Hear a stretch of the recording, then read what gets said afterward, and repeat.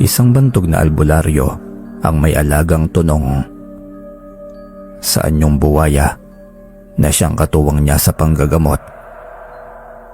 Tubo siya sa lugar ng Antique. Dumadayo siya sa Capiz, Panay, upang tumulong sa panggagamot ng mga taong naghihirap doon. Lalo ng sakit na hindi matukoy ng doktor. Pero dahil ang mga namumuno sa Panay ay mga bangkilang aswang, magtatagumpay silang siraan ng naturang albularyo upang hindi ito makabalik sa kanila. Dahil doon ay dahan-dahan nang namimiktima ang mga aswang sa lugar ng Panay nang hindi napapansin ng mga residente. Ngunit may isang bata na masasaksihan kung paanong paslangin ng mga aswang ang kanyang ina. At dahil alam niyang walang maniniwala kung sakaling magsusumbong siya, kaya mapipilitan siyang hanapin ang bantog na albularyo na siyang siniraan ng mga aswang, upang sa ganun ay matulungan siya nitong ipaghiganti ang kanyang mga magulang. Magtatagumpay kaya siyang matagpuan ang bantog na albularyo? Ano kaya ang posibleng tulong na may bigay sa kanya ng matanda? Makakakuha kaya siya ng ustisya at ang ibang nabiktima ng mga aswang? Taong 2002, Capiz, Panay, Barangay Liwayway. Nagtatakbuhan ng mga bata nang makita nila si Banggil na napapadaan. Nagtitipon-tipon sila habang inaantay ang pagdaan niya. "Banggil, pilat! Banggil, pilat!" Sabay-sabay nilang sigaw sa kaawa-awang si Banggil. May dala-dala itong 2 galong tubig. Nakatungo lamang ito upang hindi malantad sa mga tao ang mukhang piklat sa kanyang muka. Kung tutuusin, hindi naman yun peklat, dahil nung pinanganak siya nandoon na yun sa kanyang kaliwang pisngi. "Hoy, Banggil, pilat! Patingin naman ang piklat mo!" Sigaw ng isa sa mga bugoy na bata. Pero hindi pa rin sila pinatulan ng batang si Banggil nang biglang may bumato sa kanya. Mabuti na lamang at sa braso siya natamaan at hindi sa muka. Saka lamang lumingon si Banggil sa kanila. Muli sana siyang tatamaan ng bato nang mabilis siyang makaiwas. Dahil sa pag-iwas niya, nagsidamputan na rin ng bato ang ilang kabataan. Natutuwa silang pinagbababato si Banggil, lalo na't mabilis itong umiiwas sa mga batong ibinabato nila. Tawang-tawa pa ang mga bata na akala mo'y naglalaro lamang sa sirkus. "Mga bata, baka gusto niyong kayo naman ang pagbabatuhin ko!" Sigaw naman ng matandang lalaki. May hawak rin itong mga bato, ngunit kumpara sa mga bata mas malalaki ang kanyang hawak. Nanlaki ang mga mata ng mga bata dahil bukod sa malaki ang hawak nitong mga bato, nakakatakot din ang kanyang itsura. Payat siyang lalaki, may mahabang puting buhok na nakatali lamang. Maging ang 10 tangkal niyang bigote ay puting-puti na rin. Ang kilay rin nito ay puti na. Sabay-sabay na nagsigawan ng mga bata patakbo sa kani-kanilang mga bahay. Naging maligalig naman si Banggil nang babalingan na siya ng matanda. Nagmamadali na sana siyang aalis nang tawagin siya ng matandang lalaki.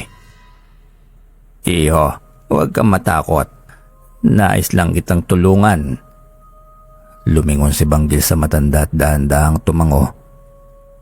Halatang may kinakatakutan nito. "Ano bang iyong pangalan?" Banggil po." May himig takot sa kanyang boses. Ngumiti ang matanda at lumapit kay Banggil. Tinanong niya ito kung saan siya nakatira.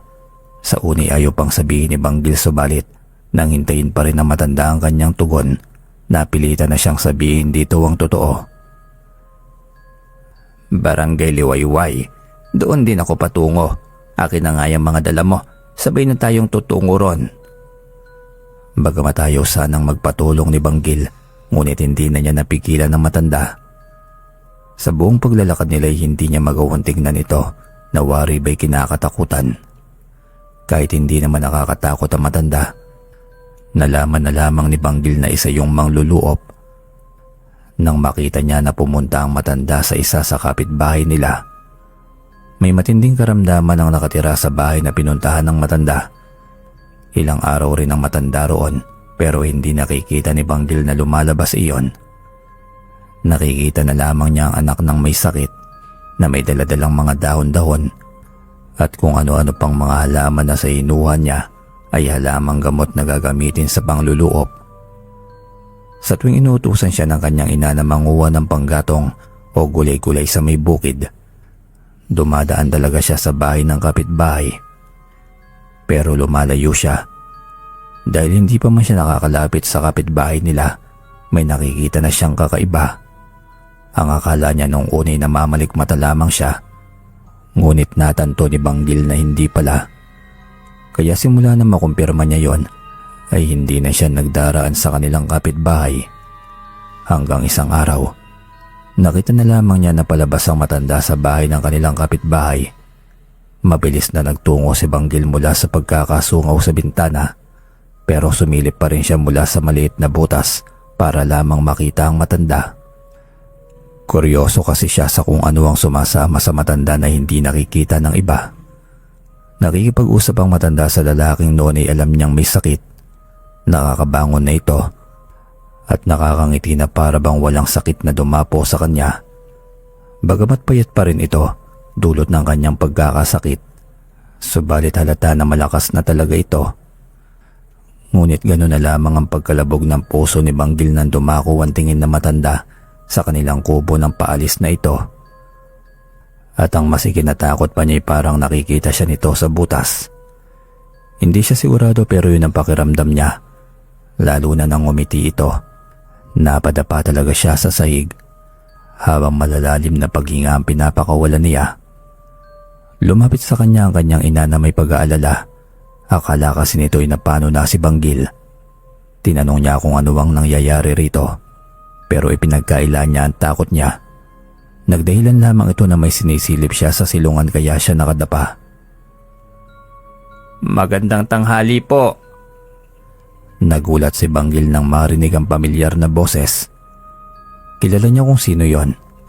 Lumabas ang kanyang ina upang harapin ang kanilang bisita. Samantalang siya'y tumakbo sa kanilang papag at nagtalokbong ng kumot.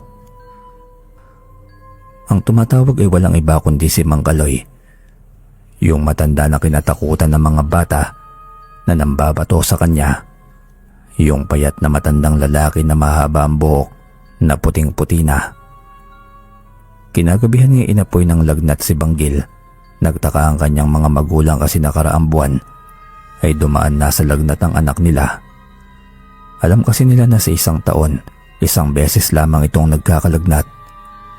Isa pa'y masyadong mataas ang lagnat nito kumpara sa nakaraan. Nag-aalala ang kanyang mga magulang. Binasa nila ang kapirasong tela ng isang maligamgam na tubig at piniga iyon. Saka pinahid sa buong katawan ni Banggil sa pag-asang bumaba ang pag-aapoy ng kanyang katawan. Subalit walang nangyari. Kaya wala nang mapagpipilian pa ang kanyang ama kundi lumabas at tumingin ng tulong kay Kapitan Roque. Naghintay ang kanyang asawa na nooy naliligalik na sa dinaranas ni Banggil. Tay, uwi na po. Mamamatay po kayo." Nagdideliryong saad ni Banggil. Mariin pa rin itong nakapikit at nakapulupot ang kanyang katawan. Tinatawag siya ng kanyang ina subalit hindi na ulit nagsalita pa si Banggil. Ang naisip ng kanyang inay na nanaginip lamang ito. Sumungaw ang araw pero walang padre de pamilyang dumating.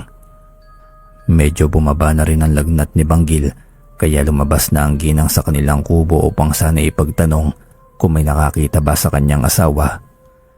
Ngunit gano'n na lamang ang panlulumo niya nang may dumating sa kanilang kubo upang ibalita sa kanya ang sinapit ng kanyang asawa.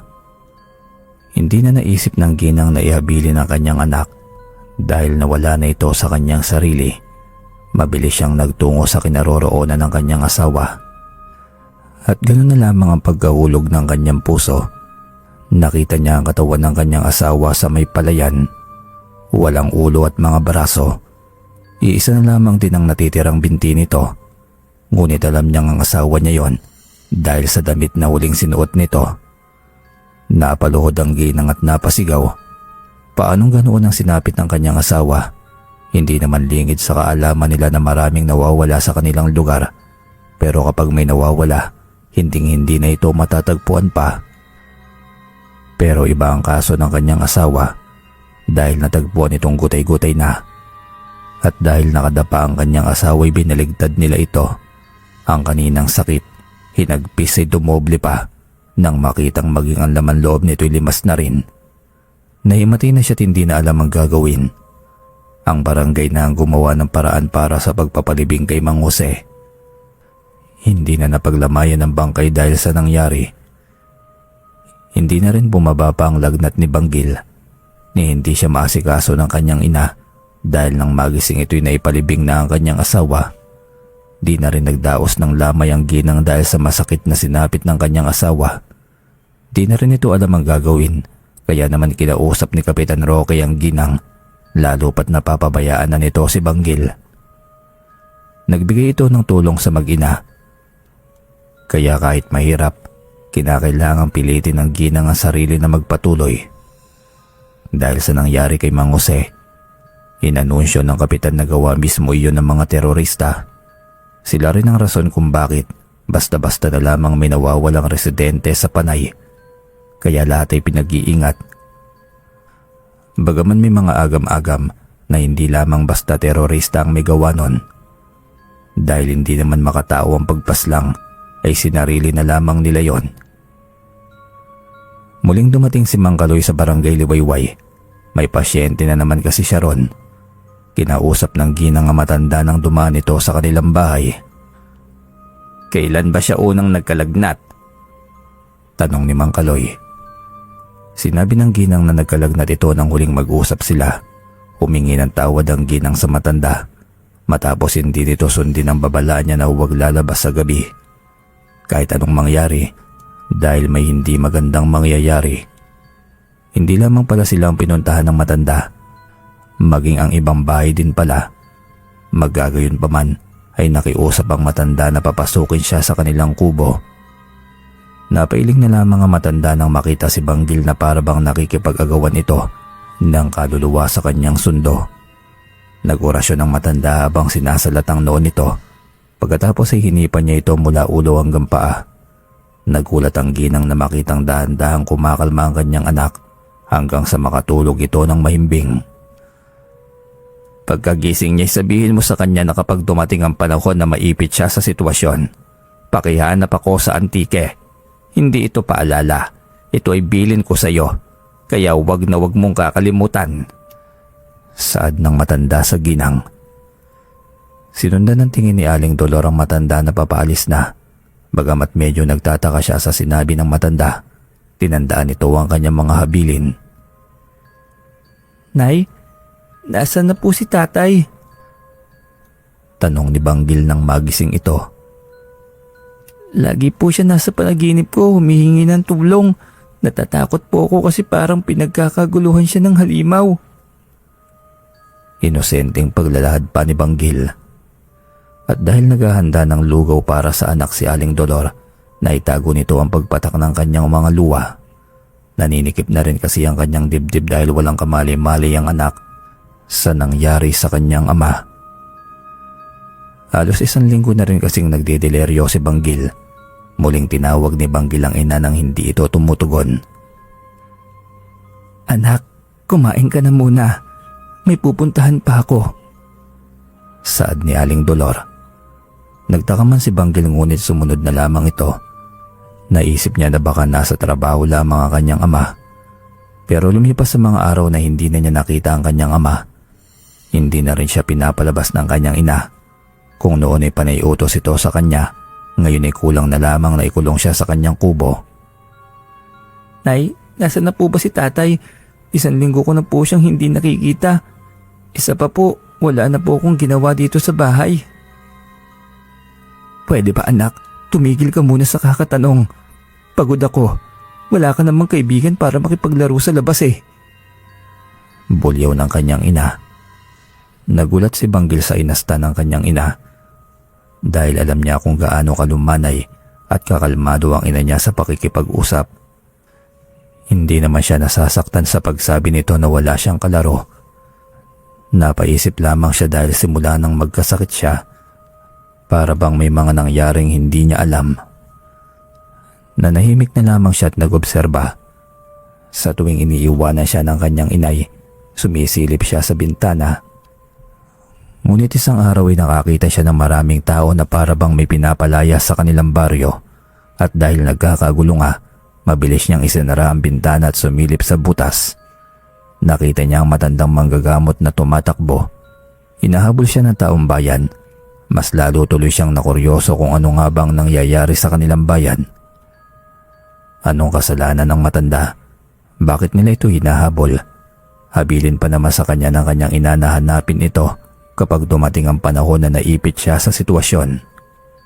Isa pa na sa pag-oobserba niya, wala na yung nakikita niyang sumusunod dito. Sinabi niya sa kanyang ina ang nakita niya nang makauwi ito, ngunit walang imik ang kanyang ina. Mas lalo tuloy siyang naguguluhan sa nangyayari. Kaya naisipan niyang lumabas minsan kapag nakaalis ang kanyang ina. Madami siyang katanungan na ayaw sagutin nito. Nag-iiba na rin ang kilos ng kanilang mga kababaryo. Nang makalabas siya sa kanilang kubo, sakto naman na natanawan niya ang pamilyang ginamot ng matanda na may daladalang mga gamit. Nasa hinuha niya ay nagwewelga. Sinundan niya ng tingin ng mga yon. Mukha rin mga balisa ang mga ito dahil palinga-linga sila, kaya nagtago siya sa mga halamanan. Hindi niya alam kung ano ba talaga ang nangyayari. Ibang-iba na rin ang aura ng kanilang baryo. Para bang may mabigat na enerhiya ang nakapulupot sa buong baryo na siyang nagpapabigat ng kanilang damdamin. Nagtuloy siya sa pag-oobserba hanggang sa makakita siya ng mga tao na may pinagkakaguluhan. Palihim siyang lumapit doon. At nang narinig niya ang mga tao na sinasabi, isa na naman ang nabiktima ng mga terorista. Ika-10 biktima na raw iyon. Nakita ni Banggil ang kanyang ina, kasama si Kapitan Roque na tila ba malapit sila sa isa't isa. Bago pa man mapansin ng kanyang ina na naroroon siya, tumakbo na siya pauwi sa kanila. Isinarado niya ang mga pintuan maging ang mga bintana. Wala siyang kaalam-alam na marami na palang namamatay sa kanilang baryo, kaya pala ganoon na lamang kahigpit ang kanyang ina sa kanya. Pero nasaan kaya ang kanyang ama? Dumating ang kanyang ina na nooy balisa. Palakad-lakad ito sa loob ng kanilang kubo at para bang may kinakatakutan. Para itong baliw habang may ibinubulong-bulong. Hanggang bumaling siya kay Banggil. Anak, umalis ka rito. Heto, ibulsa mo ang perang naipon namin at magpakalayo-layo ka. Tandaan mo na mahal ka namin ng tatay mo. Yung bilin ni Mang Kaloy sundin mo. Hindi ko alam kung magtatagumpay ako. Kaya sana'y huwag mong pababayaan ang sarili mo. Bilin pa ng kanyang ina. May himig itong pamamaalam kaya napaiyak na lamang si Banggil na para bang bumalik sa katinoan ng kanyang ina. Heto ang nalikom kong pera. Magpakalayo-layo ka na. At huwag kang babalik rito hanggat hindi sinasabi ni Mang Kaloy. Paulit-ulit nitong bilin nang mailabas na niya sa kubo si Banggil. Kinakabahan na si Banggil pero ipinagtatabuyan na siya ng kanyang ina. Wala na siyang nagawa kundi tumahimik na lamang na umiyak.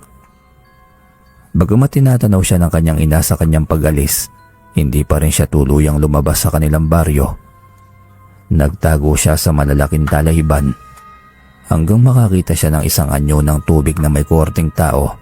Ito yung nakita niya kasama ng matanda. Pero kung noon nakakaramdam siya ng takot, ngayon ay hindi na. Lalo na't para bang sinusundan lamang siya nito. Naisip niya na baka nilalang lamang ito na naliligaw lamang at hindi alam kung ano ang gagawin niya. Kaya sumasama-sama lamang ito sa kung sino-sino at hindi naman nananakit. Pagkalipas ng ilang minuto ay muli siyang bumalik sa kanilang kubo upang obserbahan ng kanyang ina. May dumating na mga tao dito. Sina Kapitan Roque at ang mga tauhan niya. Lumabas ang kanyang ina na nooy nakangiti pa. Kung kanina'y para itong balisa na hindi mapakali, ngayon ay para na itong wala ulit sa sarili. Niyakap niya si Kapitan. Nanikip ang dibdib ni Banggil. Gusto niyang magalit sa kanyang ina subalit pinigilan niya ang kanyang sarili. Bawat isa'y may daladalang sulo. Sumunod rin si Banggil. Habang naglalakad sila napansin niya ang kanyang ina na may pag-aalalang lumingon sa likod. Mukhang sinisiguro nito na wala na ang kanyang anak. Napagtanto ni Banggil na nagpapanggap lamang ang kanyang ina sa harapan ni na Kapitan. Ngunit bakit? Ano ang rason? Marami siyang katanungan na hindi niya masagot. Nakarating sila sa kagubatan at mas lalong naguluhan si Banggil nang makita na hindi lamang pala si Kapitan ng mga tao roon. Maging ang alkalde, kapitbahay, na alam niyang may koneksyon sa alkalde. At ang hindi niya mawari ay kung bakit nakasuot ang alkalde na si Vicente ng robang kulay itim. Napaisip ang 13 anyos na binatilyong si Banggil kung kulto ba ang mga ito. Pinapalibutan nila ang malaking apoy na parabang nagpupulong sila. Lalapit na sana si Banggil upang mas malinaw ang pakikinig niya sa pag-uusap, subalit parang may pumipigil naman sa kanya. Kakaiba ang puwersang pumipigil sa kanya. Naisip niya na dulot iyon siguro ng mga kulto. Pero ang kanyang ina, ano ang nangyari sa kanya? Mahal na pinuno, nandito na ang pinakamamahal kong si Dolor. Pakilala ni Kapitan Roque sa alkaldeng itago na lamang natin sa pangalang Vicente. Salamat sa kusang pagsama mo rito, lalo na't sa maluwag mong pagtanggap sa lahi naming mga bangkilan. Ang kagaya mo'y dapat na ginagantimpalaan mula sa totoo nating Panginoon. Pagharap ng alkalde kay Aling Dolor. Ikinagagal akong mapabilang sa inyo. Ang aking asawi inyo nang nakuha, kaya maging ang aking sarili iaali ko ng kusa. Tumawang alkalde sa narinig. Naguluhan naman si Dolor sa inasta ng pinunong aswang. Parang himig ng pag-uuyam yon. Mukhang iba yata ang ipinarating sa iyo ng kapatid kong kapitan. Napalingon si Aling Dolor sa kapitan na kinarelasyon niya. Paumanhin, Dolor, pero dugo lamang ng lahi ng alkalde ang maaaring maging malakas dito. Kaya hindi ka maaaring maging bangkilan. Kagaya namin, kami lamang ang maghahari sa kapis at panay. Paliwanag ng kapitan habang nakangisi dahil mukhang nalinlang niya nga ang babae. Kung ganun, bakit mo ako dinala rito? Bakit hindi niyo ako pinaslang agad, kagaya ng ginawa niyo sa aking asawa? Simple lamang, Dolor, para maging ali ka sa aming bathala.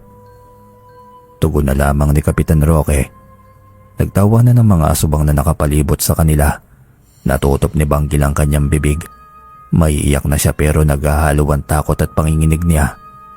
Dahil nga sa bata pa siya, ay alam niyang wala siyang magiging laban sa mga yon. Nagpatuloy ang tawanan hanggang sa si Dolor naman ang tumawa. Akala niyo naman nandito ako para maging alipin ninyo. Sa dami niyo, inakala niyong ako ang naloko niyo. Muling tumawa si Dolor. Umangil ang mga aswang na maglabas ng asin ng ginang sa kanyang bulsa. Dumapa ang mga aswang na parabang anumang oras ay sasagpangin nila si Dolor. Sinabuyan sila ng asin ng ginang kaya mabilis silang umiwas. Nang may aatake sa kanya ay mabilis na nakaiwas ang ginang at muli itong nagsaboy ng asin. May iba na nanonood lamang at parabang wala lamang ang panlalaban ni Dolor. Hanggang sa maubos yung asin niya, kaya inilabas na niya ang buntot ng pagi. Iyon naman ang iwinasiwas niya sa mga bangkilang hindi makalapit sa kanya. Para sa asawa ko, para sa anak ko, papaslangin ko kayong lahat. Ngunit para lamang siyang pinaglalaroan ng mga itim na aswang na nag-anyong lobo. Walang nasugatan ng ginang sa kanila.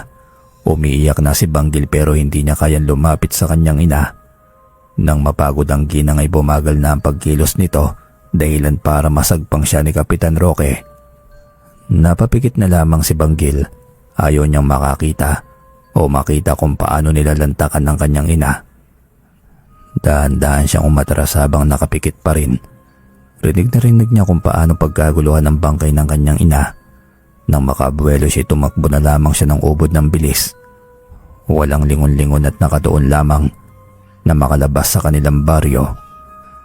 Hanggang ngayon ay hindi pa rin siya makapaniwala na karamihan sa mga residente sa kanilang baryo ay mga aswang. Kaya pala ayaw siyang palabasin ng kanyang ina dahil mapapahamak lamang siya. Ayaw rin itong malaman niya na napaslang na ang kanyang tatay dahil may pinaplano pala ito. Ngunit nabigo ito sa paghihiganti niya. Hindi alam ni Banggil kung saan siya tutungo pero kinakailangan niyang makalayo sa lugar na pinamumugaran ng mga aswang. Noon pa man ay hindi siya naniniwala na talamak ang aswang sa Capiz sapagkat doon siya tubo. Ni minsan ay hindi siya nakasaksi ng aswang sa kanilang bayan lalo na sa kanilang baryo. Nakakarinig sila ng mga nawawala, subalit ni minsan ay walang natagpuan. Ang laging ibinabalita sa kanila gawa iyon ng mga terorista na nais angkatin ng kanilang bayan. Ngayon lamang niya napagtanto na lahat pala'y pulos kapalaluan lamang ng mga nakatataas na opisyal sa kanila. Malaking posibilidad na sila rin ang rason kung bakit napalayas roon ang manggagamot na si Mang Kaloy. Disyembre 2015. Nakasombrero habang may hawak na baston si Banggil. Ibang-iba na ang itsura niya kumpara dati. Ang dating patpatin, maitim na bata, ngayon ay binata na. May matikas na pangangatawan, may kayumangging kulay, mahabang may itim nitong buhok. Maging ang bigote nito'y malulusog at makakapal na siyang tumatakip sa kanyang maliit na pilat na nagsisimbolong anak ni Mang Jose at Aling Dolor. Ngunit may nakakaalala pa ba sa batang may pilat? Ang batang walang gustong makipagkaibigan, ang batang ninakawan ng mga magulang. Naglakad-lakad si Banggil sa magagandang lugar sa Capiz. Bagamat marami nang nagbago, subalit hindi ang katotohanan na nandoon pa rin ang mga salarin na pumaslang sa kanyang mga magulang. Mas dumami rin ang mga tao roon. Lalo na't malapit na ang kapistahan, bawat sulok ng magagandang lugar ay may mga kumbukuhan ng larawan. Naisip niya, kung noon ay may ganoong teknolohiya, magagawa kaya niyang ipakita sa buong mundo kung anong klaseng halimaw ang namumugad sa kanilang bayan. Tila ba nawiwilik ang pagmasda ng lugar namin Saad ni Julio na nooy sinasalubong si Banggil. Siya ang itinuro ng namatay na si Mang Kaloy na maaari niyang tuluyan sa Capiz. Nasabihan na rin kasi nito si Julio na tutuloy sa kanya si Banggil. Pinaniwala nila itong pamangkin niya ang binata upang walang makaalam na tubo siya roon. Matalik kasing kaibigan ni Mang Kaloy ang pamilya Luyan. Oo kapatid, paano mo nalaman na ako ang pamangkin ni Mang Kaloy? Tumawa si Julio. Paano hindi kita makikilala base sa paglalarawan ni Mang Kaloy? Madali ka lang matandaan. Bihira lang ang ganyang pormahan ngayon. Saad naman ni Julio. Pagak na napatawa na lamang si Banggil. Bagamat ngayon lamang sila nagkakilala, subalit nagkapalagayan na sila agad ng loob. Sa isla ng Panay nakatira si Julio. Habang nakasakay sila sa barko'y seryosong nakamasid sa dagat si Banggil. Malalim ang iniisip kaya hindi na siya pinakialaman pa ni Julio. Naisip niya na siguro gusto lamang namnamin ng mga mata nito ang kagandahan ng dagat at isla. Sa kanilang pagdating, masaya ang mga tao. Pero kung bago lamang si Banggil, siguro iisipin niya na normal lamang ang lahat. Pero nang makita niya ang dating kapitan, hindi niya maiwasang mayabukos ang kanyang kamao. Datapwat, pinananatili niyang normal ang kanyang postura. Ipinakilala ni Julio si Banggil sa dating kapitan na si Kapitan Roque dahil parang hindi pa rin natatapos ang termino nito sapagkat ang apo naman nito ang nakapwesto. Ganoon din sa mga alkalde. Mga pamilya pa rin nila ang namamayagpag doon sa lugar na yon. Siya si Banggil. Isa po siya sa opisyalis sa Antique. Naparito siya upang makipista sa ating lugar. Magiliw na pagpapakilala ni Julio kay Kapitan. Tuwang-tuwang matanda na animoy hindi halimaw. Napansin din ni Banggil na para bang kaunti lamang ang itinanda nito. Sino ba naman ang tatanda kung ang kinakain ay hilaw na karne ng tao?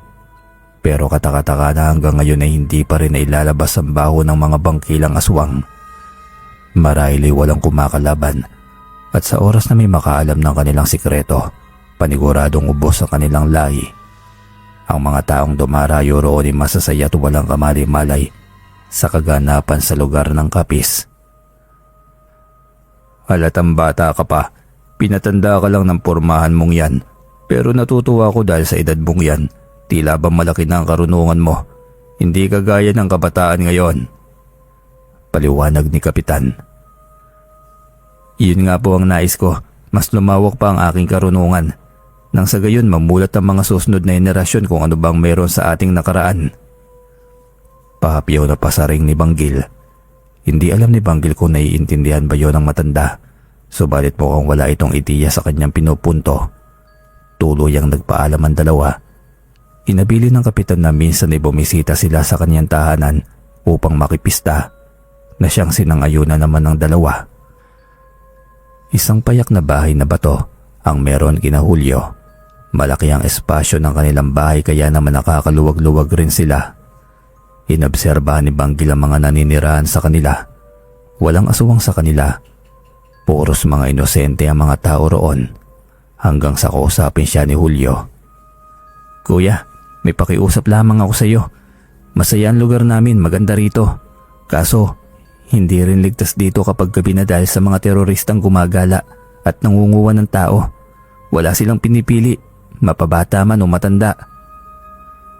Hindi nagpakita ng reaksyon si Banggil. Pero sa totoo lamang ay gusto niyang matawa dahil hanggang ngayon ay yun pa rin ang pinapalabas na dahilan ng mga nakaupo roon. At marami pa rin naniniwala sa kapalaluang rason na yon. Halatang halata na kontrolado nilang nasasakupan nila at ang mga tao naman doon ay naniniwala sa mga siraulong opisyal. Huwag kang mag-alala, hindi naman ako palalabas eh.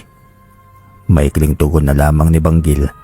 Ayaw niyang magkaideya si Julio nang sa gayon ay malaya siyang makagalaw mamayang gabi. Hating gabi na. Pero kahit pinaghahandaan ng pista, walang taong nakikita sa labas. Sa araw ng kapistahan, saka lamang daw po pwedeng magsilabasan ng mga tao dahil hihigpitan na ang seguridad ng gobyerno. Nang masiguro ni Banggil na wala ng mga tao, ay saka pa lamang siya lumabas. Nag-orasyon siya ng panangga at sa tagabulag. Nang sa gayon ay walang makapansin o makakita man lamang sa kanya. At kung sakaling mayroon, ang mahalagay nakakabal na siya. At dahil natatandaan pa niya ang bawat pasikot-sikot sa dati niyang baryo, kahit maraming bahay na ang mga naipatayo roon, ay madali pa rin niyang matutunto ng ilog. Kung saan susundin niya ang kanyang alagang tunong na ipinasa pa sa kanya ni Mang Kaloy. Pero sa kanyang pagtungo roon, naglilibot na din ang mga tanod at patrol sa kalsada. Subalit napangisi lamang si Banggil sa inaasta nila. Akala mo kung sinong naglilibot na protektor. Iyon pala'y siyang mga delikado. Nagtago siya sa kung saan, kahit hindi naman siya nakikita. Pinagmamasdan niya ang patrol. Nang matanawan niya ang dalawang babae na nooy naglalakad, patawa-tawa pa ang mga ito habang maligalik sa kanilang daladalang telepono. Halatang mga dayo lamang doon upang makipista. Mukhang nakikinig sa protocol, lalo na't may mga nakikita naman silang mga nagpapatrol. Mga iha, hindi ba't inanunsyo na bawal ang magpapagabi rito hanggat hindi pa dumarating ang kapistahan? Sambit ni Kapitan Roque na humarap sa kanila na nooy lumabas sa mobil ng mga pulis. Kahit wala na siya sa pagkakaupo, humingi ng paumanhin ng dalawa. Sabi nila'y nagbabakasyon lamang daw sila at wala talaga silang matutuluyan doon. Naghahanap sila ng marerentahan pero lahat ay nagsipunuan. Tumingin sa driver at tanod si Kapitan Roque. Sabay tumango. Kung gayon ay ihahanap namin kayo ng matutuluyan. Masyadong delikado rito. Dahil sa mga terorista, baka mapagdiskitahan pa kayo. Pag-aaya ni Kapitan. Kita sa mukha ng dalawang dalaga ang tuwa, kaya naman sumama na lamang sila. Napangisi si Kapitan Roque nang walang pag-aalinlangang sumama ang dalawa. Napailing na lamang si Banggil. Alam kasi niyang sinadya ng mga nirerentahang hotel ang sabihin na punuan na para may ilan na mapilitang maghanap sa gabi. At iyon ang bibiktimahin ng mauutak na bangkilan. Nang makalarga na ang service patrol ay siya namang tuloy ni Banggil sa ilog. Kinakailangan niyang masundo ang kanyang alaga upang masundan sina kapitan. Ipinangako niya sa kanyang sarili na wala na ulit mabibiktima ang mga nilalang na yon. Uunti-untiin niyang maubos ang mga yon. Nang makarating siya sa ilog ay hinawakan niya ang likas na tubig saka nag-orasyon. May gumalaw naman sa kailaliman ng tubig. Palapit ito sa kanya. Isang malaking buwaya na may mapupulang mga mata. Hinaplos ni Banggil ang kanyang uso. Panahon na para tapusin ang pagkontrol ng lahi ng alkalde sa lupang aking tinubuan. Bulong ni Banggil sa kanyang alaga.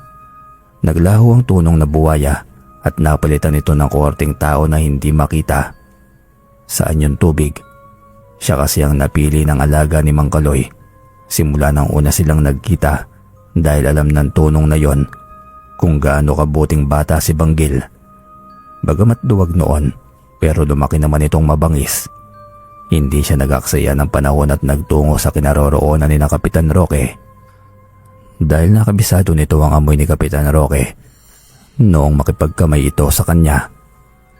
Hindi na siya nag-aksaya ng oras at sinundan si na Kapitan. Nagkatingin na ng dalawang dalaga nang dalhin sila ng kapitan sa estasyon ng kapulisan. Nagtanong sila kung bakit doon sila dinala. Sinabi ko naman sa inyo na bawal magpagabi rito. Kaya heto, hinanapan namin kayo na matutuluyan ninyo hanggat hindi pa dumarating ang araw ng kapistahan. Uwi ka ni Kapitan Roque. Naghawak kamay ang dalawang dalaga. Kinakabahan na sila dahil hindi ito karaniwan sa kanila. Salamat at may nadala kayo rito. May espasyo na ang huling Bartolina. Saad ng kapulisan. Bakit naman kami babartolinahin? Naihintatakutang tanong ng isa sa mga dalaga. Nagngisihan ng mga taong naroon. Para sa mga taong hindi marunong makinig. Ngayon, kayo'y magiging alay sa araw ng kapistahan. Sagot ng kapulisan. Napailing-iling ang dalawa at kalaunan ay nagmakaawa. Mamili kayo. Kakainin namin kayo o magpapabartolina kayo. Sambit ni Kapitan Roque. Pagkatapos ay walang pagdadalawang isip itong nagbagong anyo. Humaba ang uso nito. Lumabas ang matutulis nitong pangil. Pagkatapos ay nagsilabasan rin ang kanyang maiitim na balahibo. Nagmistulang malaking itim na aso ito na may mapupulang mata. Mas lalo tuloy lumakas ang tili ng dalawang dalaga, ngunit imbis na maalarma ang mga kapulisan ay nagsitawanan pa sila. Iwan niyo ang isang ito. Ipanglalaman si Kumura ko lamang. Ang batang-batang isang yan. Ang isa sa magiging alay natin sa ating bathala. Tiyak na matutuwa ang ating alkalde. Ikaw lang ba ang kakain yan? Apila ng isang bantay. Nagtawa na ng lahat. Sabay-sabay silang nagbago ng anyo. Pero bago pa nila masagpang ang kanilang biktima, ay bigla na lamang umusok ang kanilang mga katawan. Umungol ang mga bangkilan. Nagkagulo dahil inuulan sila ng tubig na may asin. Sinong pangasang gumawa nito? Asik ng isa sa mga bantay. Lahat ay napalabas sa estasyon. Dahil hindi lamang pala sa tanggapan ito inuulan ng tubig ng asin. Lahat ay nag-abang sa bubungan. Subalit wala silang nakita. Naiwan ang mga biktima nila. Samantalang winasak ni Banggil ang bintana sa tanggapan ng huwad na general. Natagpuan niya roon ang dalawang biktima na nooy tila wala sa sarili dahil sa sobrang pagkabigla. Halina kayo kung gusto niyo pa makalabas ng buhay sa lugar na ito. Hikayat ni Banggil sa dalawa. Nang mapagtanto ng dalawa na may magliligtas na sa kanila, ay saka pa lamang sila bumalik sa wisyo.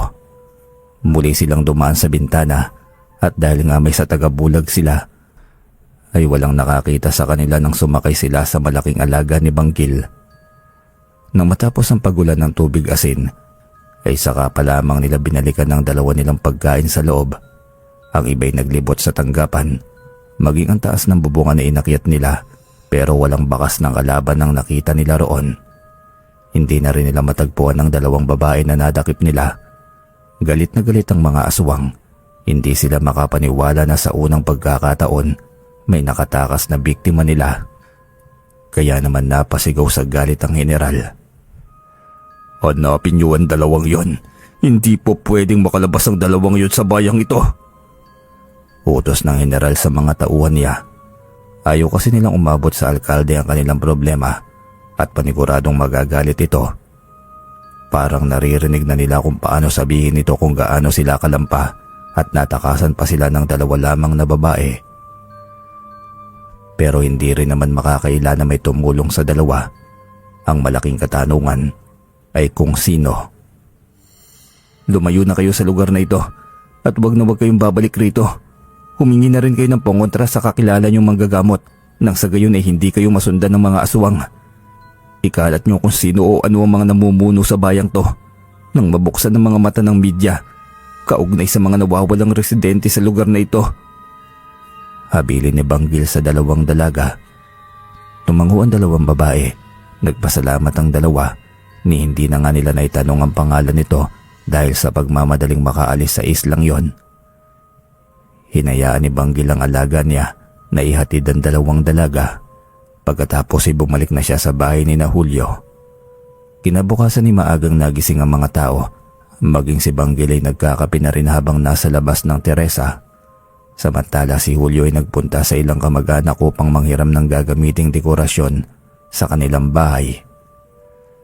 May mga nawawalang babae na naman kagabi. Nagpagabi tapos hindi na matagpuan. Pinaghahanap ngayon. May iba talaga na ayaw makinig sa babala. Lalo ng mga dayong yan. Balita pa ni Julio. Wala namang naging reaksyon ng pamilya nito na parabang normal na senaryo lamang yon para sa kanila. Paulit-ulit na walang bago. At ang salarin, terorista. Mga teroristang ni minsan ay walang aktual na footage kung saan sila nagkakampo. Kaya hindi maintindihan ni Banggil kung paanong pinaniniwalaan ng mga residente ron ang kanilang mga pinuno. Para silang mga tanga na madaling malansi o baka may alam sila pero wala lamang silang imik upang hindi sila mapagdiskitahan. Ano't ano man ang rason, hindi magbabago ang kanyang hangarin na ubusin ang lahi ng mga bangkilan. Sa mansyon ng alkalde, masaya nilang dinaraos ang kanilang pananghalian. Nakita kasi dito ang larawan ng dalawang babae na napabalitang nawawala. Mukhang bata pa na siyang tamang-tama bilang alay. Sa bakas papa, may nahuli na rin silang medyo presko. Kung bakit kasi bawal nang manguha ng tao sa lugar natin eh. Saad ni Donato sa kanyang ama. Bagamat siya na ang alkalde dahil sa pagtatapos ng termino ng kanyang ama, maging ang mga tiyuhin niya, pero ang ama pa rin niyang nagmamando sa lahat. Iba ang panahon ngayon sa noon. Nagkasundo na ang lahat na wala tayong bibiktimahin dito. Maano na lamang kung bagong salta rito para magtuloy-tuloy ang pamumuno natin. Paliwanag ng kanyang ama. Huminga ng malalim si Donato. Nasa hapagkainan na sila at inihahain na ng mga katulong ang iba't ibang putahe ng karning tao na matagal nang nakaimbak. Naparolyo ng mata si Donato. Ay nako, butya na naman to. Ang masaklap kinakailangan pang painitan ng tubig. Tayo nga namumuno sa lugar na to, hindi naman tayo makakain ng sariwang karne. Reklamo pa ni Donato. Reklamo ka ng reklamo. Kung kumakain ka sana ng hayop, edi sana hindi natin kailangan mangangkat ng bangkay sa punerarya. Asik pa ng kanyang ama. Naiinis na rin kasi ito sa kakareklamo ng anak. Paulit-ulit na lamang. Sa istasyon na lamang ako pupunta. Marami-rami namang nabihag doon. Kaya pwede akong kumain kahit isa lang. Tumayo na ito upang lumabas na. Huwag mo akong kakalimutang dalhan na. Bili naman ng kanyang ama. Napangisi si Donato, ngunit gano'n na lamang ang galit niya nang hanapin niya ang nahuli nila kagabi. Pasensya na pinsan, talagang nawala po yon dahil nakauwi na sila. Pagdadahilan na lamang ng general. Anong nakauwi? Base sa hotel na pinagtanungan nila, naghahanap ang dalawa ng matutuluyan noong gabi. Ibig sabihin, May nakakalabas pala ditong mga dayo tuwing gabi. Hindi ba't ipinagbabawal natin yon? Nakataas ang kilay na pangangastigo ni Donato. Naghahalo ang galit niya at gutom. Tapos heto, may nakawala pa silang pagkain na sana nila. Huminga ng malalim si Donato. Naparito ako upang makakain ng preskong karne. Saad na lamang niya. Bahala na ang kanyang ama na manermon sa kanila dahil sa kapalpakang ginawa ng general. Pasensya na talaga pinsan, pero kulang pa sila para maging alay sa araw ng kapistahan. Nanigas sa galit si Donato dahil sa totoo lamang gusto niya talagang magwala ng oras na yon. Kaya walang mapagpipilian ang general kung hindi bigyan ng pagkain ng alkalde. Sapagkat hanggang sa hindi naiibsan ng kanyang gutom, hindi mawawala ang galit nito. Napapailing na lamang ang general habang inihahatid ang kanyang pinsang si Donato sa isa sa mga Bartolina upang manghinaing mag-isa. Imbis na gumawa ng paraan para makakuha pa sila ng ilang alay, heto't nagsasariling kumain at walang pakialam sa darating na kapistahan. Naguguluhan pa naman siya kung sino ang tumakas sa dalawang bihag na sana nila kagabi. Nang tingnan nila ang mga kamera ay wala naman silang nakitang bakas ng tao at dahil walang kamera sa kanyang tanggapan, wala siyang makitang footage ng salarin. Maging ang likod ng kapulisan, sinubukan rin nilang amuyin ang bakas nila pero katakatakang wala ring amoy doon. Maging ang pampang kung saan maaaring sumakay ang mga dalaga ay hindi raw roon nakarating. Inalugog nila ang buong bayan pero parang mga bulang basta na lamang nagsiwalaan. Kung wala na ang mga dalaga sa bayan, saan naman kaya sila dumaan? Nananakit na ang ulo ng general. Nakarating din sa dating alkalde ang patungkol sa paglaho ng bihag nila sana. Ipinatawag niya ang mga opisyales sa kanilang angkan ang tungkol sa kakaibang pagligtas sa mga bihag nila sa kanilang kampo sa kagubatan kung saan nila itinaraos ang pag-aalay at pagpupulong. Katabi ng dating alkalde ang kanyang anak na nooy busog na sa pagkain ng karne. Kaharap nila sina kapitan at general, maging ang ilang opisyales na may katungkulan sa politika. Paanong natakasan kayo ng 2 pangkaraniwang babae at ngayon hindi niyo matagpuan kung saan sila napadpad? At higit sa lahat, hindi kayo sigurado kung nakalabas ba sila ng isla o wala pa? Sambit ng dating alkalde. Yumuko si na kapitan at general at humingi ng paumanhin sa kanilang kapalpakan. Sinabi ng general na ang hinala niya na may ibang nilalang na nakapasok sa kanila. Bukod sa hindi nila ito maamoy, hindi rin nila nakita ang nagligtas sa 2. Napakamot na lamang sa ulo ang dating alkalde. Sinasabi niyo ba na may mas malakas pa sa kagaya natin? Kailangan masugpo ang mga yan sa lalong madaling panahon. Utos ng dating alkalde. Si kapitan ang maghahanap ng 5 idadagdag na alay dahil 8 na lamang ang natitira sa Bartolina. Ngunit imbis na 5 lamang ay naging 6 pa dahil nabawasan nga ni Donato. Kahit naiinis si kapitan ay hindi ito nagpapahalata habang ang general naman ang maghahanap sa nangahas na kumalaban sa kanila. Bagamat hindi nila matukoy kung anong klase ng nilalang ang nakaengkwentro nila, pero susubukan pa rin nilang mapuksa ito bago pa man makapanalasa sa kanila at mabulugar ang kanilang lahi sa buong kapis. Lalo na't sa panahon ngayon ay umuusbong na social media. Malamig ang simoy ng hangin, madilim na ang buong kapaligiran, ngunit nagliliwanag ang buwan na malapit nang mabuo ang pagkabilog nito. Maraming bituin ang nagigislapan, napakapayapa. Pasensya ka na Kuya Banggil, pero kailangan na nating takpan ang kurtina.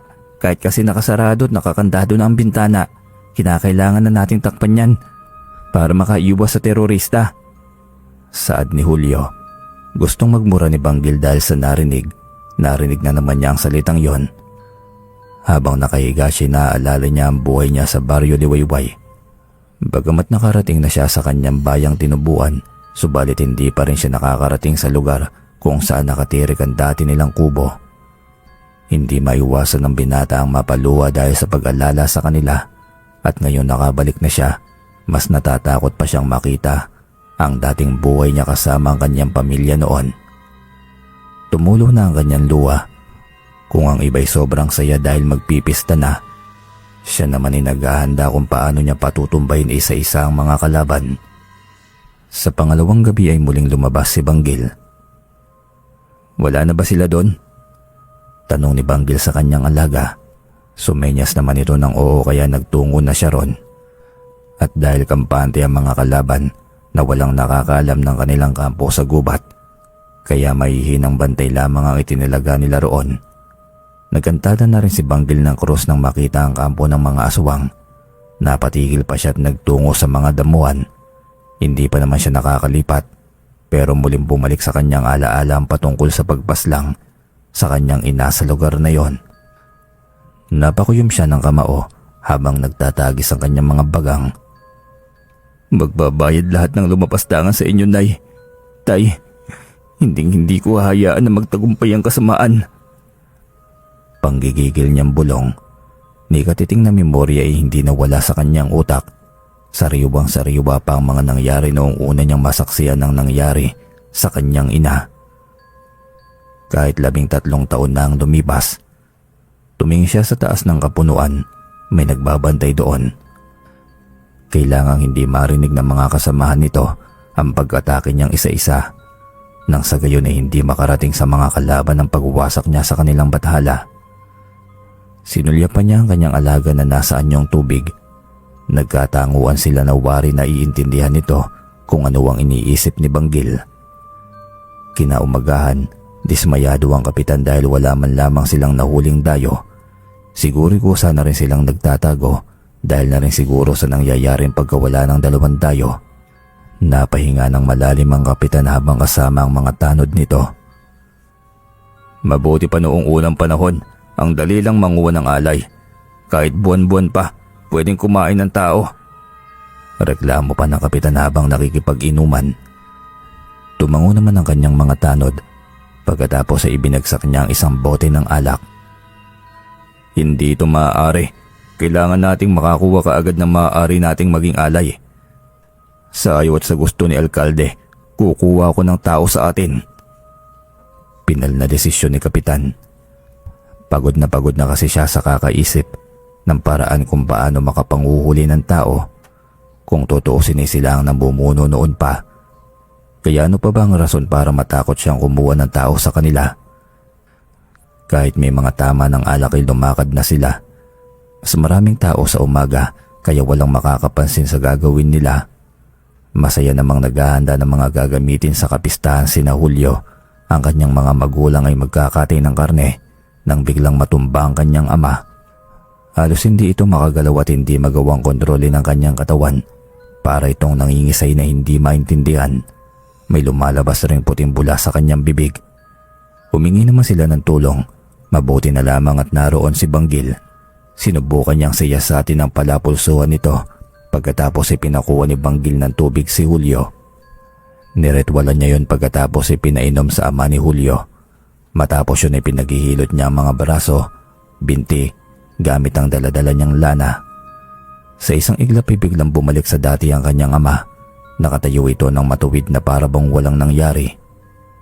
"Grabe, ang galing mo. Paano mo nagawa yun?" Hindi makapaniwalang tanong ni Julio. "Hindi yan dapat ang itanong mo. Bakit ito nangyari sa ama mo? Panigurado, hindi lang siyang makakaranas nito." Makahulog ang saad pa ni Banggil.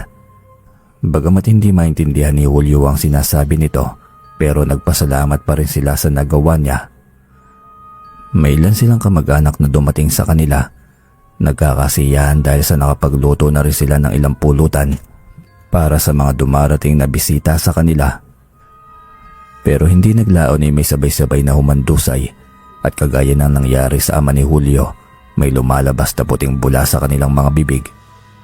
Kahit wala naman silang sakit na epilepsy.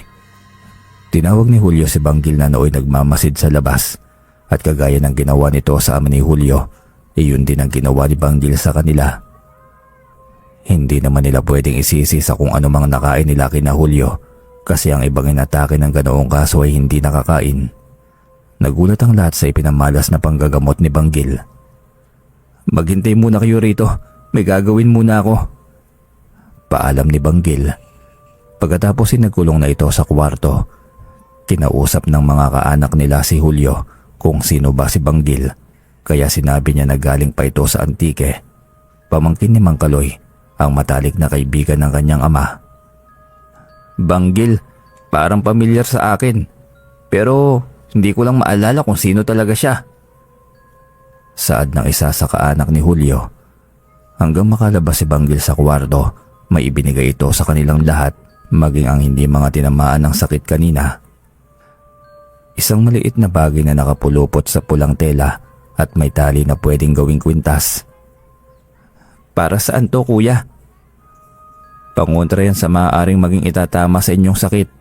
Ganon din sa ibang mga tao rito. Sa oras na mawalan kayo ng malay, maaaring mawala na kayo habang buhay. Hindi ito isang pandemya. Teka, hindi namin maintindihan. Ano bang nangyayari? At dahil mukhang wala talaga silang alam tungkol sa nangyayari at baka dumating ang panahon na siya pa ang masiraan, sinabi na niya ang katotohanan. Walang terorista sa lugar na ito, kung hindi mga aswang. 2 araw na lamang ang kapistahan. 2 araw na lamang ang natitirang panahon nila para makahanap ng 13 alay. Kaya ngayon, wala silang mapagpilian kung hindi kumuha ng mga taong taga rito. Napaupo ang ama ni Julio. Pinasara niya ang pintuan sa kanyang anak at dahil wala namang iba sa loob ng kanilang tahanan, sinabi na rin ito ang nalalaman, lalo na't maging sila'y kinakanti na rin. Alam pala niya tungkol sa mga aswang. Matagal na sila roon. Nagbubulag-bulagan lamang sila sa katotohanan para lamang hindi sila madamay sa tiwaling mga aswang na naghahari-harian sa kanilang lugar. Kung palagi may nagpapatrol gabi-gabi ng mga tanod at kapulisan, bakit pa may mga nawawala at hindi na iniimbestigahan ng mga kapulisan? Walang nagrereklamo at walang naghahanap dahil aswang mismo ang may kontrol sa lugar na ito. At hanggang kailan? Paulit-ulit na lang ba? Ngayon, sa inyo na sila kukuha ng pang-alay at panglaman ng tiyan. Papayag pa ba kayo? Pagmumulat sa kanila ni Banggil, nagatingin na silang lahat dahil hindi may kakaila na sinampal sila ng katotohanan sa sinabing yon ni Banggil. Nagsalita ang ama ni Julio na kaya ganoon ang kalakaran nila dahil wala naman silang magiging laban. Isa pa'y hindi nila alam kung sino-sino ang mga aswang na nakatira sa lugar nila. Ang kapitan at lahat ng pamilya ng alkalde, maging ang mga nagtatrabaho sa kapulisan at barangay. Ang alkalde ang pinakapinuno nila. Nagulat ang lahat sa revelasyon nito. Kung ayaw nyo ng ganito na lang, dapat makipagtulungan kayo sa akin para matapos na ang pagkontrol nila sa lugar. Lalo na ngayon, kayo na ang minamarkahan nila, buong pamilya ninyo. Muli silang nagkatinginan at malalim na nag-isip. Alam nilang hindi ito magiging madali, pero tama si Banggil. Kailangan nilang lumaban dahil mamimihasa na ang mga aswang sa kanila. Nagwala ng dating alkalde nang malaman niya na nawasak ang kampo nila sa may kagubatan. Lalo na ang kanilang bathala, wasak na wasak. Pumunta siya roon kasama ang kanyang mga tauhan at ang anak niyang si Donato. Nang makita niya na halos wala ng mga kubo roon, mga kasangkapan at pagkatay sa mga alay, maging ang saluhan ng dugo at ang pinakaimportante, ang altar ng kanilang bathala at ang maitim na bathala na may halimaw na muka na itinuturing nilang bathala ay nawasak na rin. Napasigaw si Vicente. Muli siyang nagpatawag ng pulong upang kastiguin si General. Hindi siya pwedeng magkamali. Alam niyang ang nagligtas sa 2 magiging biyag na sana nila ang sumira sa kanilang kampo. Kahit dapat ay abala ang lahat sa paparating na kapistahan ay binaliwala nila yon dahil nakakaalarma na may sumisira na sa kanilang plano at ang malala pa, hindi nila matukoy kung sino o ano ang kanilang kalaban. Ano nang nangyari sa iniimbestigahan mo? Nahanap niyo na ba? Baling ni Vicente sa General. Hindi pa po, masyadong matulis ang isang yon. Di ba kasi wala siyang iniwan? Kaya nahihirapan kaming matukoy kung sino bang nanggulo sa amin nung isang gabi. Hindi lang yun ang problema, kung hindi sinira rin niya ang altar natin sa kampo. Napatayo ang general, maging ang mga kasamahan niya ay nagulat. "Nasaan si Roque?" Hinanap ni Vicente ang kapitan pero ito lamang ang wala. Alam niyang hindi ito mawawala sa kanilang pagpupulong. "Baka naman ginagawa niya ang kanyang trabaho. Naghahanap pa rin ng alay." Saad naman ng bagong alkalde. Napahilamos naman sa mukha ang galit na dating alkalde na si Vicente. "Anong silbi ng mga alay kung wala na ang ating bathala?" Walang makapagsalita. Nagutos ito na hayaan muna ang paghahanap ng alay at unahin ang paghahanap sa lapastangang kumakalaban sa kanila. Samantala, nagtataka ang kapitan kung bakit wala pang nawawalan ng malay o naisusugod sa ospital sa pamilya Luyan. "Alamin mo nga kung anong nangyari sa kanila. Tama naman ang pagmamarga ko sa pamilyang yun ah." Utos niya sa isa sa mga tanod. Hindi pa naman siya nagkakamali sa ganoong estilo. Kapag gutom na siya sa tao'y binibigyan niya ito ng sakit kagaya ng epilepsy, lalo na kapag ito'y mag-isa lamang. At kapag tuluyan na itong nawalan ng malay ay saka lamang niya ito kukunin upang ipanlamang tiyan. Ngunit gano'n na lamang ang pagtataka niya na lahat ay nasa maayos na kalagayan. Masaya pang araw nilang tinanggap ang tanod sa loob ng kanilang tahanan.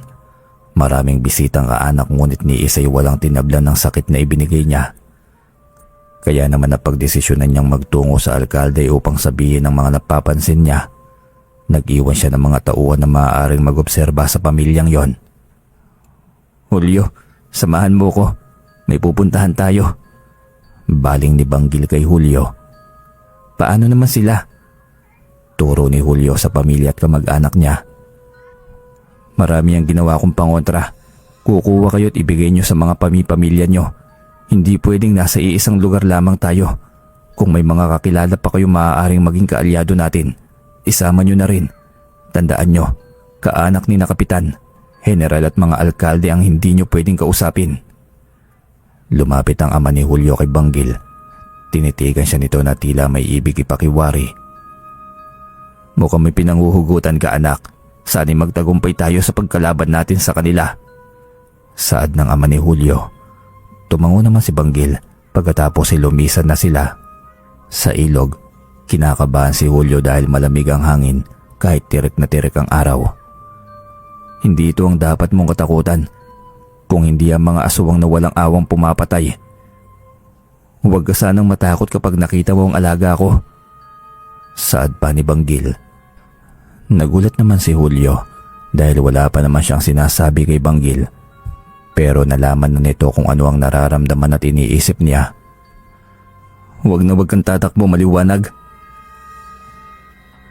Tumango si Julio at pinagmasdan lamang ang tinitignan ng kanyang kuya Banggil. Narinig niya itong nag-oorasyon at sa bawat pagbulong ni Banggil ay may tila gumagalaw sa ilog.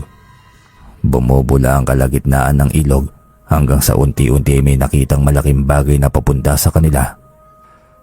Nanayo ang balahibo ni Julio. Natakot si Julio sa isipin na baka ang nangunguha talaga ng tao ay si Banggil. At pinapalabas lamang ng mga namumuno sa kanilang mga salarin para malinlang niya sila. Akmasa na siyang aatras nang hawakan siya ni Banggil sa kamay niya na nooy tapos na rin sa pag-uusal ng orasyon. "Ang mga magulang ko ay biktima ng mga aswang na hanggang ngayon ay nananatili sa pwesto. Kaya sana'y magtiwala kayo at matulungan niyo akong makamit ang hustisya." Walang emosyong saad ni Banggil. Tila naglaho ang lahat ng takot at pag-aalangan ni Julio nang marinig niya yon. Napahiya siya sa pag-aalinlangan niya kanina. Masyado niyang hinusgahan si Banggil nang wala sa oras. Pero nawala ang pag-aawa niya nang lumabas ang isang higanteng buwaya na mas malaki pa sa 5 tao. Napatara siya pero mahigpit siyang hinawakan ni Banggil. "Yan ang alaga ko na siyang tutulong sa atin upang mapuksa ang mga namiminsala." Alanganing umiti si Julio sa kanya. Kahit sabihin pa ni Banggil na kakampi nila yon, hindi niya maiwasang hindi matakot. Ngumiti si Banggil dahil sa wakas may nakita na siyang pwedeng italaga sa alaga niya pagdating ng panahon. Kagaya noong una niyang makita si Mang Kaloy, iyon ang una niyang napansin sa matanda. Kasama nito ang ngayoy alaga niya. Natakot at nagkalagnat pa nga siya noon. Dahil pala yun sa hindi siya iniwan ng tunong ni Mang Kaloy. Siya ang napili nitong maging tagapangalaga pagdating ng panahon, kaya hindi siya nito pinabayaan lalo na nang mahuli ng mga aswang ang kanyang ina. Ngayon ay may taong napili na naman ang kanyang alaga sa oras na matapos niya ang misyon sa lugar na yon. Umungol ang malaking buhaya habang nakatitig ito kay Julio, kaya napayakap si Julio sa kanya. Hindi naman maiwasang mapangiti ni Banggil. Nagpapahawak siya sa iyo, huwag kang matakot. Mas mabait pa yan kaysa sa mga aswang na matagal nyo nang nakakasalamuha. Napalunok si Julio. Lumapit sila sa malaking buhaya at sabay nilang hinaplos ang uso nito. Napapikit naman ang malaking tunong at ilang saglit lamang ay naglaho na lamang itong parang bula. Hinanap ni Julio kung nasaan na ang tunong. Halika na, pag-uusapan pa natin kung paano nating matatalo ang mga aswang. Akay ni Banggil kay Julio na nooy nagpatiuna na. Sigurado ka ba sa sinasabi mong yan? At paano mo naisip na manghuli ng tao rito? Tanong ng dating alkalde. Hindi na po yun ang importante. Kailangan malaman natin kung paano nila naiwasan ang sakit na ibinigay ko sa kanila. Hindi ba't nakapagtataka? Saad pa ng kapitan. Tila napaisip naman ang dating alkalde maging ang general. Baka ito na nga ang hinahanap nila. Kaya naman nagplano silang tutukan ng pamilyang yon. Wala munang papapasukin sa lugar natin. Kailangan linising muna natin ang lugar na ito. Lilipulin natin ang mga magtatangkang kumalaban. Utos ng dating alkalde. Iyon na nga ang nangyari. Sa kabilang dako ay binuksan ng ama ni Julio ang nakatagong paksol sa bahay nila. Nagulat ang lahat dahil mayroon pala talagang ganon sa kanilang bahay. Alam kong darating ang panahon na kakailanganin natin to. Makahulog ang saad ng ama ni Julio na nooy nakatingin kay Banggil. Ang mga kalalakihan ay bumaba at doon ay nakakita sila ng iba't ibang kagamitan laban sa mga aswang. Habang ipinapakita ng ama ni Julio ang mga sandata at kung paano ito gagamitin, ipinaliwanag rin niya na kaya niya yun ginawa dahil kapag nagkagipitan na ang mga aswang sa pagkain ay sila ang unang mabibiktima. Dahil hindi naman talaga sila tubo roon. Isa pa'y alam nila na mga taga-antike ang karamihan sa kanila, kaya malaki ang tsansang sila ang unang biktimahin kapag nagutom na ang mga aswang na yon. Dahil sa pagsasalitang iyon ng ama ni Julio, tuluyan na rin sinabi ni Banggil kung bakit gusto niyang maubos ang mga aswang. Sabi ko na nga ba, pamilyar yung pangalan mo, Banggil Pilat. Banggil Pilat pa naman ang tawag ko sa iyo nung bata pa tayo noon. Usap-usapan na umalis kayong mag-ina. Akala namin naging kabit ito ng kapitan. Pero kalaunan, nawala na lamang kayo isang araw. Maging ang mga gamit nyo sa bahay. Kaya haka-haka na umalis na kayo upang kalimutan ang nangyari sa iyong ama. Ani Dario na naaalala na ang lahat. Dahil sa pagtangkang pagbibigay ng sakit sa kanila ng mga bangkilan, ipinangako nila kay Banggil na tutulungan nila ito kahit ano pa man ang mangyari. Hindi lamang ang sandata ang kinakailangan nilang paghandaan, maging ang mga makakatulong nila. Kaya naman palihim na lumisan sina Banggil, Julio at Dario. Hindi sila pwedeng manatili roon. At dahil isang ang magaling na manggagamot si Banggil, inilista ng ama ni Julio ang mga kakilala niyang may mga sakit na pwedeng maggamot. Lalo na yung matatanda na ron.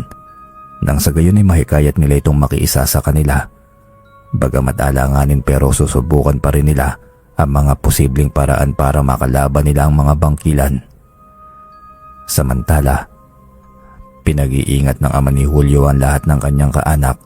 Sinabihan niya ang mga ito na huwag magpapahalata dahil paniguradong babantayan ng mga kalaban ang kanilang mga galaw. 2 araw ang lumipas, 2 gabi na rin walang nababalitang nawawala. Pinapakiramdaman ng pamilya ni Julio ang ganap sa paligid. Bagamat laging bumibisita sa kanila ang kapitan at kung ano-anong rason ang sinasabi, subalit alam na nila kung ano ang pakay nito sa kanila. Ngunit naging magiliw pa rin sila sa kapitan. Hindi pa rin kayo nagbabago. Manapay sumama kayo sa mansyon ni alkalde. Mahihilingin daw siya sa inyo. Mukhang magpapasalamat ito sa inyo. Masayang balita ni kapitan. Hindi naman nagpahalata ang pamilya ni Julio, bagamat may ideya na sila kung ano ang gagawin sa kanila, subalit nanatili lamang silang nakangiti. Dadalo kami. Sino ba naman ang hindi dadalo kung alkalde na mismo ang nag-iimbita sa amin? Sagot ng ama ni Julio.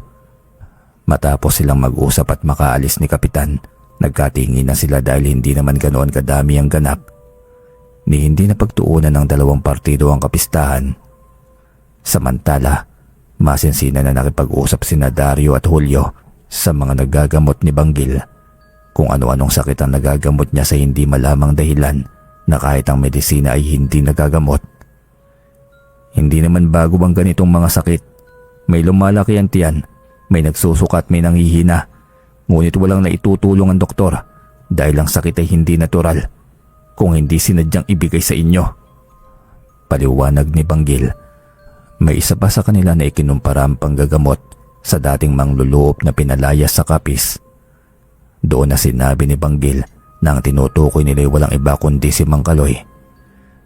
Ilang araw naging tuliro ang dating alkalde habang ang anak naman nito ay halos maubos na ang mga bihag na nooy nakakulong sa Bartolina. Ni wala itong pakialam sa problemang kinakaharap nila.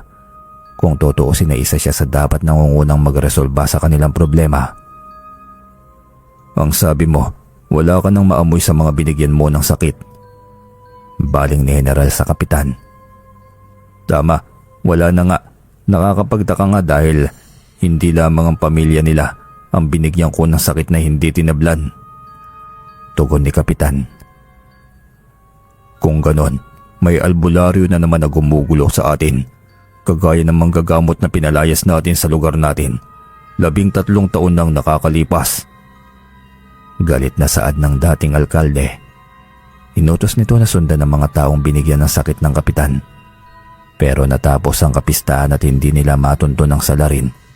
Hindi naman nila pwedeng kantiin ang mga gumaling dahil baka maalarma ang mga ito. Kaya wala silang magawa kung hindi magkaroon ng paglilinis sa isla. Kailangang ubusin lahat ng taong gumaling at nang sa gayon, lumabas na ang hinahanap nila.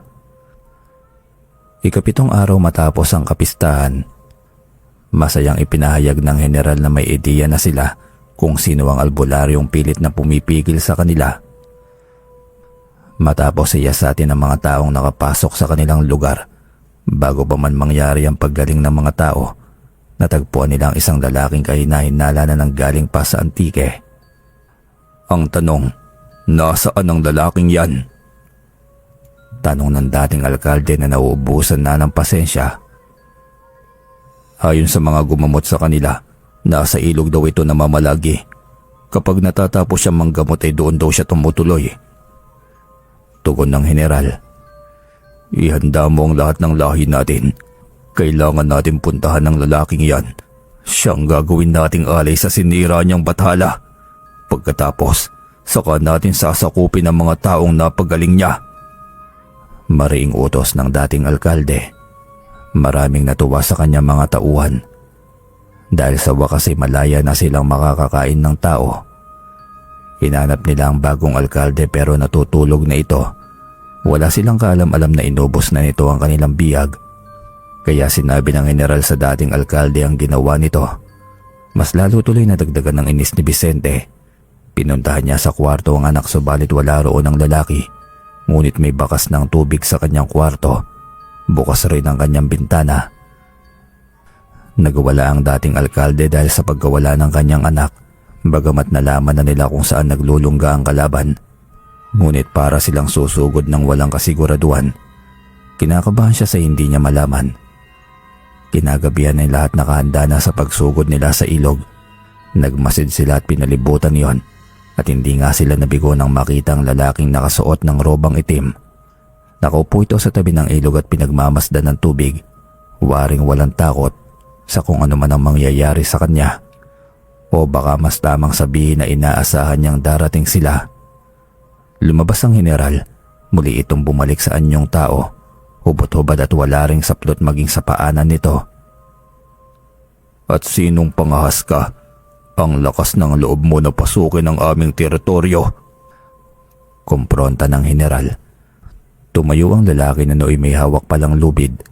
Hindi niya pinansin ang General bagkus ay hinila niya ang lubid at doon ay napatras ang General nang makita kung sino ang nakatali doon. Nanooy kanina pa palang nakalublob sa ilalim ng ilog. Naibulalas niya ang pangalan ng kanilang bagong alkalde. Humarap sa kanya ang lalaking nakaroba at tinanggal ang sombrero nito. Ang dating mahabang balbas at mahabang buhok ay pinaiksi na. Tumambad ang pilat nito sa mukha. Ako lang naman ang anak ni Dolor. Nakakagulat ba? Kalmadong bungad ni Banggil sa kanila. Inangilan ng General si Banggil. Nagbago siya ng anyo at aatakihin na sana siya nang biglang hinato ni Banggil sa kanya ang bangkay ni Donato na nooy lasog-lasog na. Sa puntong naidikit sa kanya ang bangkay ay bigla siyang nangisay dahil may mga nakatusok palang mga bagakay sa katawan nito. Napamura na lamang ang General. Nagsilabasan ng malalaking asong itim. Naglalaway at may mapupulang mga mata. Sinadya nilang ilabas ang pag-angil nila kay Banggil. Papaslangin kita! Sigaw naman ang dating alkalde nang makita ang anak niyang wala ng buhay. Ngunit dahil pinagandaan ni Banggil ang laban, inilabas niya ang kanyang buntot pagi na binuhusan ng binurong kalamansi at katas ng bawang. Isang hampas lamang niya sa pinunong si Vicente na puruhan na ito kaagad. Napaungol ito kaya naman nagsilabasan na rin ng iba pa. At dahil sa sandata nitong daladala, laban sa kanilang mga aswang ay gumamit na rin sila ng baril sa pag-asang matatamaan ito. Ngunit ganoon na lamang ang takot nila nang makita ang isang malaking tunong ng buwaya na lumitaw sa ilog. Nagkagulo ang mga bangkilan. Akala mo ba'y matatakot mo ako sa pagganyan mo lamang? Sigaw ng dating alkalde na nooy nag-usal na rin ng orasyon at sa ilang minuto lamang ay may lumabas na higanting ahas sa kagubatan. Isang tunong ng ahas ang mayroon sa pinunong aswang. Nagtuos ang kanilang mga alaga. Narito ka para maghiganti, hindi ba? Para iligtas ang mga tao. Pues, mas pinalala mo lamang ang sitwasyon. Nakangising saad pa ng dating alkalde. Pagkatapos ay nag-utos sa kanyang mga tauhan na sakupin ang mga tao sa lugar nila, partikular na sa barangay ni Banggil. Nagtagis ang bagang ni Banggil. Nandito ako para tapusin ang paghahari-harian ninyo. Sigaw pa ni Banggil. Pagkatapos ay nakipagtagisan ito ng lakas sa dating alkalde. Ganoon din ang mga alaga nila. Sinubukang puluputin ng malaking ahas ni Vicente ang alaga ni Banggil. Subalit masyadong malakas ang alaga ni Banggil dahil sa pag-aalay nito ng hayop at ritual. Bagamat mahaba at malaki, subalit hindi nito kinaya ang buwaya. Nagkaroon ng lindol dahil sa paglalaban ng dalawang tunong hanggang sa kinagat ng buwaya ang ulo ng malaking ahas. Dahilan upang matalo niya ito. Kung sino-sino ang asubang ang natatamaan ng nagwawalang buntot ng ahas, ngunit nagpatuloy ang pag-atake ng mga asubang kay Banggil. Nakagat nila sa braso ang mabangis na albularyo, subalit hindi yun inalintana ni Banggil. Dahil nasaksak pa niya ng pinatulis na bagakay ang kalaban na may halong banal na tubig. Pumusok ang likod ng umatake sa kanya, kaya nakawala si Banggil. Nangakama na sana siyang aatakihin naman ni Vicente, ay ang alagang tunong naman niya ang humarap sa kanya. Ngunit hindi naging madali para sa alaga ni Banggil na kalabanin ang dating alkalde. Naglabas ng punyal na gawa sa pangil ng isang kakaibang hayop ang ipinanlaban niya sa tunong. Hindi ako magiging pinuno kung ganun lamang ako kadaling kalabanin. Bulalas pa ng dating alkalde. Pagkatapos ay itinarak niya yun sa papasugod na buwaya. Napahiyaw sa sakit ang alagang tunong ni Banggil. Mabilis na itinumba ni Banggil ang mga nakaharap niya. Pinaghahampas niya ang mga yon habang sinasabayan ng orasyon upang mapabilis ang kanyang kilos. Pagkatapos ay sa kanya hinampas si Vicente ng makapal na buntot pagi. Habang abala ito sa pagtarak ng punyal sa kanyang alaga. Nang mapayuko si Vicente ay inilabas naman niya ang kanyang baril na may balang tanso. Para sa ama kong walang awa niyong piniktima at sa nanay kong kinawa niyong panlaman ng tiyan, mabubulok kayo ngayon sa impyerno. Sigaw ni Banggil na nooy nang gigigil sa galit. Sunod-sunod niya itong pinaputukan ng baril Napaungol na lamang si Vicente nang sunod-sunod siyang tinamaan.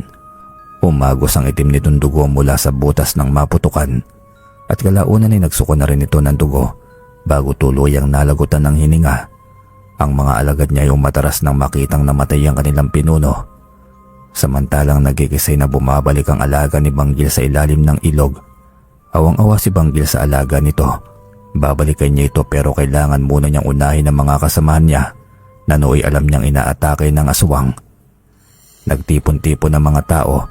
May mga sundalo na ring dumating, mga helicopter na umaatake sa kapis. Ang taong bayan ay hindi rin nahirapan dahil naging alisto rin sila sa pag-atake ng mga bangkilan. Mukhang nakapag-report na ang mga dalagang natulungan ni Banggil kaya dumating sa tamang oras ang mga rescuer. Hindi kasi kagad sila sumugod dahil sinigurado nila kung totoo ba ang sumbong ng dalawang babae na anak pala ng mayayamang pamilya. Isa pa'y marami rin palang nagrereklamo dahil sa mga nawawalang kaanak ng mga dayo sa kanilang bayan. Namatay na rin sina Kapitan dahil hindi nila inasahan na naabangan na pala sila ng mga tao dahil mas marami na ang naging kakampi ni Banggil. Walang napuruan sa kanila na itago rin ng mga babae, bata't matatanda kaya wala na biktima ang mga nilalang. Nang mapagtanto ni Banggil na ligtas na ang lahat ay saka naman siya umalis. Isang buwan ang lumipas. Nasaan na kaya siya, Tay? Wala na si Mang Kaloy kaya wala rin tayong mapagtanungan tungkol sa kanya. Saad ni Julio habang nakatanaw sa ilog. Pagkatapos nilang mapatalsik ang mga aswang sa kanilang bayan ay hindi na rin nila natagpuan pa si Banggil. Huminga ng malalim ang kanyang ama. Kapag nagmamay-ari ka ng tunong, dalawa lamang ang maaaring mangyari. Kapag namatay ang amo, maaaring maipasa ang alaga nito sa iba. Ibang usapan naman kapag namatay na ang tunong dahil mamamatay na rin ang nagmamay-ari nito. Huwag kang mag-alala anak, payapa na si Banggil dahil sa wakas naipaghiganti na niya ang kanyang mga magulang. Hindi lamang niya naipaghiganti ang mga magulang niya, kung hindi natulungan rin ng mabangis na albularyong yun ang bayan natin mula sa pang-aalipin ng mga bangkilan. Nasa mabuting kamay na siya ngayon. Sa ngayon, ang tanging magagawa natin ay tularan ng ginawa niyang kabutihan. Paliwanag ng kanyang ama, sabay tapik sa balikat ni Julio. Bali hanggang dito na lamang po ang kwento. Maraming salamat po sa inyo. Kung ako naman po yung tatanungin tungkol sa kwentong ito, ang masasabi ko lamang ay totoo man o hindi yung kwento. Sana po'y napasaya po tayo o may natutunan tayo sa kwentong ito. Yun lamang po. Maraming salamat.